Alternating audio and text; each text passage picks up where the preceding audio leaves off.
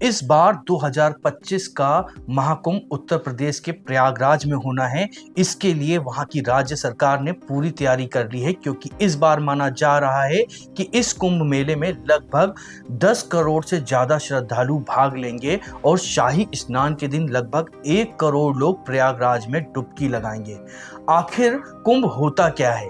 यह हर 12 साल में ही एक ही जगह पे क्यों लगता है और यह 4 जगहों पे क्यों लगता है और इसका हमारे ग्रह नक्षत्र से क्या संबंध है, हम आपको इस वीडियो में यह सब बताएंगे। तो इस वीडियो को पूरा जरूर देखें। हम आपको बता दें कि कुंभ का आयोजन किस स्थान पे होगा, यह ज्योतिष गणनाओं के आधार पर तय किया जाता है।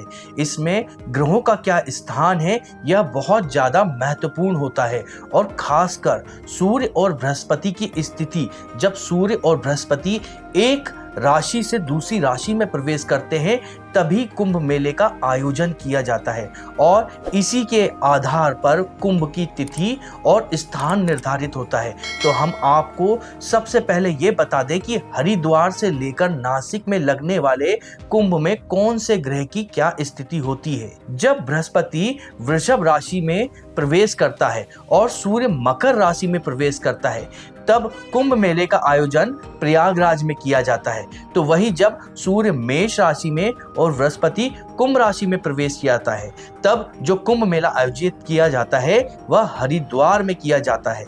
ज्योतिषियों के अनुसार ऐसी स्थिति बनती है जिससे हरिद्वार में हर की पौड़ी स्थान जो बहती गंगा के किनारे पर स्थित है, वहां का गंगा जल औषधि की तरह माना जाता है और वह अमृतमय हो जाता है। ऐसे ही जब सूर्य और बृहस्पति दोनों ही सिंह राशि में प्रवेश करते हैं तब जो कुंभ लगता है वह नासिक में मनाया जाता है।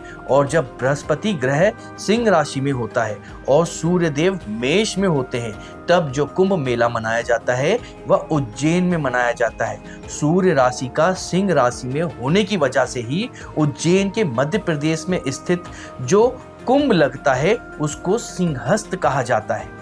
आपने कईयों बार यह शब्द सुने होंगे, कुंभ, अर्धकुंभ, पूर्ण कुंभ और महाकुंभ। ये होते क्या हैं? क्या इनमें कोई अंतर भी है? हाँ, इनमें कुछ अंतर होता है। वो अंतर क्या होता है वो हम आपको बताते हैं। कुंभ का अर्थ होता है घड़ा या कलश। हर 3 साल में सिर्फ उज्जैन को छोड़कर बाकी अन्य स्थानों पर जो कुंभ आयोजित होता है उसे कुंभ मेला कहा जाता है। तो वहीं हरिद्वार और प्रयाग, इनमें हर 12 साल में कुंभ मनाया जाता है, लेकिन हर एक के 12 साल की अवधि के बीच में जो 6 साल होते हैं वहां पर भी एक कुंभ मनाया जाता है जिसको अर्ध कुंभ कहा जाता है। हर 12 वर्ष में यह पूर्ण कुंभ आयोजित किया जाता है। हिंदू पंचांग के अनुसार ऐसा माना जाता है कि देवताओं का जो एक दिन होता है वह हमारे धरती के 1 वर्ष के बराबर होता है। ऐसे में जो देवताओं के 12 दिन होते हैं वह धरती पर 12 वर्ष के समान होते हैं। इसलिए 12वें वर्ष में जो कुंभ मनाया जाता है उसे ही पूर्ण कुंभ कहा जाता है।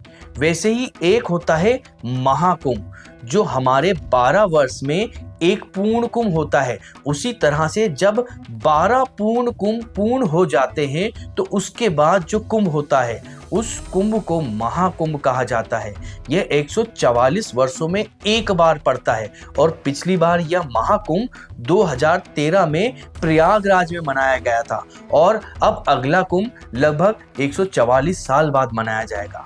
हमारे पौराणिक ग्रंथों में कुंभ का वर्णन कई जगह मिल जाता है, जैसे कि नारदीय पुराण में, शिव पुराण में, वराह पुराण में और ब्रह्म पुराण में। यहाँ पर कुंभ और अर्ध कुंभ के लिए जो ज्योतिषीय विश्लेषण है वह देखने को मिल जाते हैं। तो वहीं भागवत पुराण के अंदर भी हमको कुंभ मेले का पहला लिखित प्रमाण मिल जाता है। अगर पुराणों के अलावा बात करी जाए तो 600 ईसा पूर्व बौद्ध ग्रंथ जो थे उनमें भी एक नदी मेले का उल्लेख मिलता है जो कि कुंभ के समान है। तो वहीं 400 ईसा वर्ष पूर्व सम्राट चंद्रगुप्त के दरबार में एक यूनानी दूत थे, उन्होंने भी ऐसे ही एक मेले का वर्णन किया है। इसके बारे में जो प्राचीनतम वर्णन मिलता है वह सम्राट हर्षवर्धन के समय एक चीनी प्रसिद्ध तीर्थ यात्री थे, उन्होंने इसका वर्णन करा है। अगर हम यह ढूंढने की कोशिश करें कि इतिहास में कुंभ मेले की शुरुआत कब हुई थी और किसने करी थी, तो इसका कोई प्रमाण हमको नहीं मिलता है।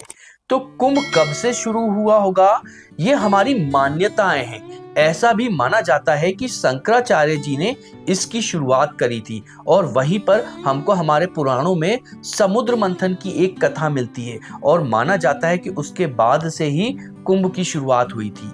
आप सभी को समुद्र मंथन, अमृत और कुंभ के बीच में क्या संबंध है यह पता होगा। अगर नहीं पता है तो वह कहानी हम आपको बताते हैं। एक बार महर्षि दुर्वासा ने सभी देवताओं को श्राप दे दिया और उससे वह सब कमजोर पड़ गए।